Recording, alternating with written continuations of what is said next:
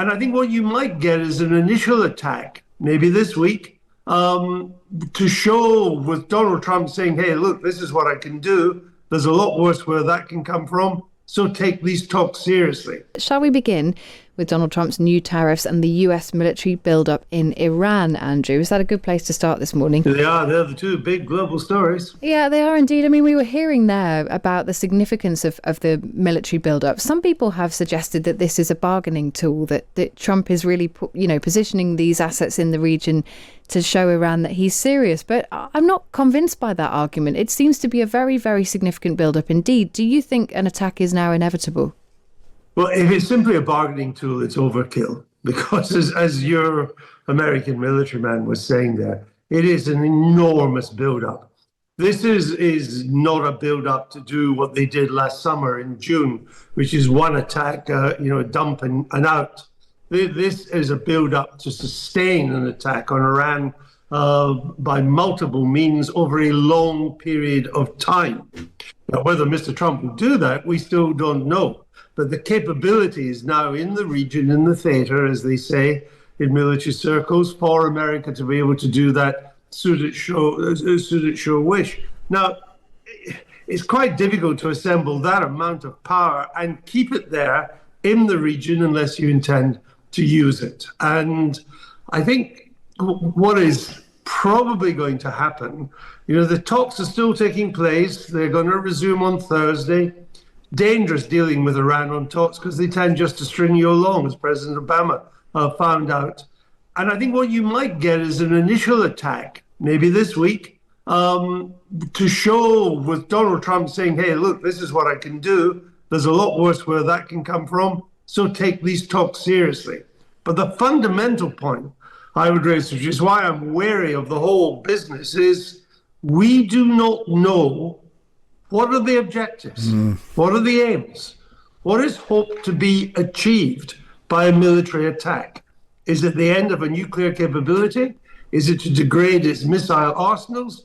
Or is it to topple the regime? Or is it all three?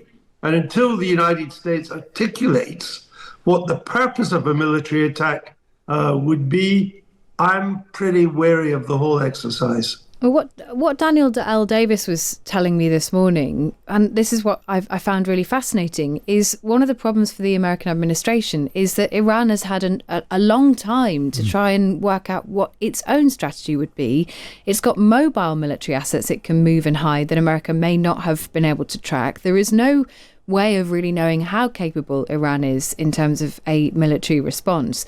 And his point was, the Ayatollahs, the regime in Iran just needs to survive, to exist, whereas America needs to completely eradicate it in order for this to be a win. I mean, that's a significant risk on the American side. Well, I don't think you can eradicate anything simply from the air. And I don't think that there's any appetite, any constituency in America for boots on the ground in Iran. I don't think you can topple the regime from the air. You may be able to sow enough chaos and confusion that the local domestic forces are able to rise up. And I do see that the protesters started again at the weekend. There were big demonstrations on Saturday and Sunday, mainly students this time. But I don't see how you can, look, it would be great to get rid of this government, this regime, this tyranny in Tehran. How you do it is the issue, and what would follow is the next issue on that. I wouldn't overestimate Iran's military capabilities at all. The Air Force is pre-1980. A lot of what they had was degraded by America and by Israel last summer. They have some smaller, more agile forces, but America has such air power, such tracking power, such ability to discombobulate anything Iran has, that although they might get the odd punch in here and there, they are in no position to deal with what America has assembled in that region. But the point you're making, I think, is so important, because you talk about the protests, but this is not a bargaining chip on behalf of the protesters. Like, if it's a bargaining chip, it's about the nuclear power of Iran. Well, that's got nothing to do with the protesters, really. Correct. That's about America's interests and Israel's interests and the world's interests. So I think that's such a crucial point that he said help is on its way. We want to help those brave protesters, which can only be regime change, which he can't achieve militarily and he has no political desire to achieve at all. So and nor, unlike Venezuela, although in the end he didn't revert to it, but unlike Venezuela, where there was an opposition which had won an election only the year before and was kind of oven ready to take over from the Maduro regime, he didn't go that route in the end, but it was there. There's no equivalent in Iran to that. And I think that does make it more difficult for him. I mean, you could just end up with chaos rather than a smooth transition to a more acceptable regime. I mean, I understand why there is a desire to change the regime, naturally, and people see the potential. I mean, if you sit back and just think, if Tehran had anywhere near a decent government, not even necessarily a democratic government as we would regard it, but just one that was maybe just mildly authoritarian and didn't treat women in medieval ways, the ability of that country to expand and prosper and become a real force in the world would be amazing. It's a well-educated, entrepreneurial population with a culture going back 3,000 years. The prize is huge. How we get from where we are to there, even with all that firepower in the region, for me anyway, remains a mystery. And it's a difficult time for Trump at the moment because he's had this ruling against his tariff regime. Not all tariffs have been scrapped, it's important to say. Many of them do still remain. But I note the UK government hasn't yet ruled out retaliatory tariffs. What do you think will end up happening here?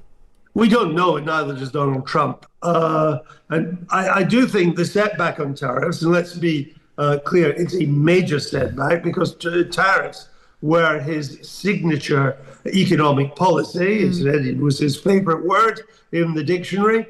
And he used tariffs both to pursue economic policy and, frankly, to pursue personal vendettas. And the kind of tariff that the Supreme Court has said are illegal were the most powerful ones he had in his arsenal. The Supreme Court ruling is right.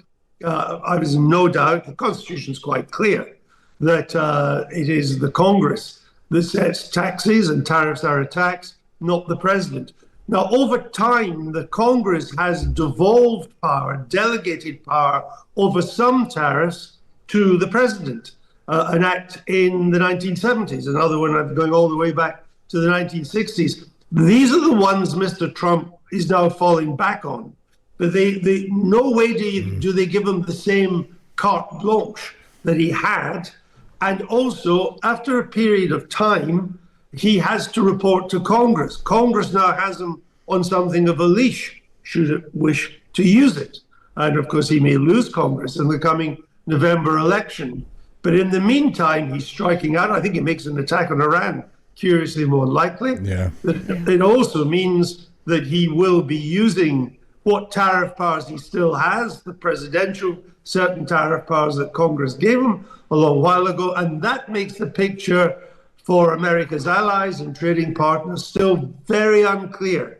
And I think it'll be 3-4 months before we have a clear idea. So I don't blame the British government for not quite knowing what to do, because frankly, nobody knows what to do. Even Donald Trump doesn't really know what to do. Well, especially Donald Trump. And if people haven't read the various opinions in the Supreme Court ruling, it's well worth 20 minutes of your time. Some of them are beautifully written, and in many ways, what I love about them, in this 250th anniversary of America, it's effectively a defense of democracy against monarchy. The thing that indeed, and it is indeed. And of course, Donald Trump is behaving in ways that George III never behaved. I mean, George III was a model of restrained and civilized leadership compared to the sort of ex-cathedra use of powers to pursue personal whims that Donald Trump has done. And I think what you just said about these judgments, you're absolutely right. It's a reassertion of the Founding Fathers' separation of powers, of the role of the Supreme Court vis-a-vis both the Congress and the presidency. They're beautifully written, they're well thought out. The majority opinion involves 3 liberals and 3 conservatives. Yep. two of whom were appointed by Donald Trump. So you've got it across the political divide there, which makes what Mr. Trump said on Friday afternoon about these judges and about the ruling. He says badly written, badly thought out. In his dreams, he could never write anything like that. Never. And to attack them, to accuse the Supreme Court for doing its job, to accuse them of treachery, to accuse them of being traitors. I mean, in a long list of candidates, in my view, that was the lowest ebb yet of this presidency. And that's quite the statement, I'd say.